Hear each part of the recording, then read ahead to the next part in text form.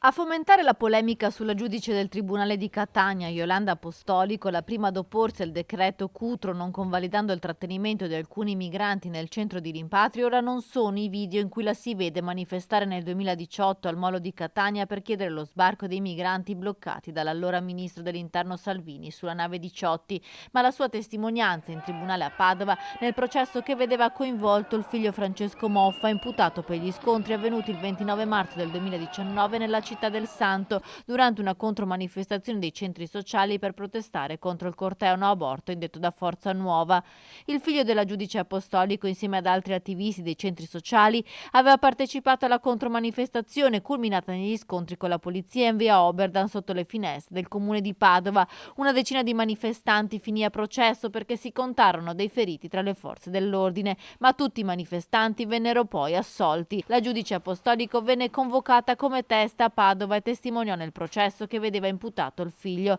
Il ragazzo, poco dopo gli scontri, infatti aveva chiamato la madre e le aveva inviato un video delle foto di un'amica ferita e di un suo ematoma alla gamba. In aula a Padova Apostolico testimoniò dicendo che il figlio le riferì che la polizia aveva usato violenza sui manifestanti. Questo nuovo episodio che riguarda la giudice Apostolico ha buttato benzina sul fuoco della polemica politica, ma ad intervenire questa volta è anche il sindacato di polizia FSP, che all'epoca attraverso il loro avvocato aveva assistito gli agenti coinvolti negli scontri. Il sindacato di polizia in una nota stampa scrive: vogliamo che i poliziotti abbiano serenità e fiducia verso la granitica istituzione della magistratura, ma evidentemente di fronte ad eventi del genere la piena convinzione della terzietà di un giudice legittimamente vacilla.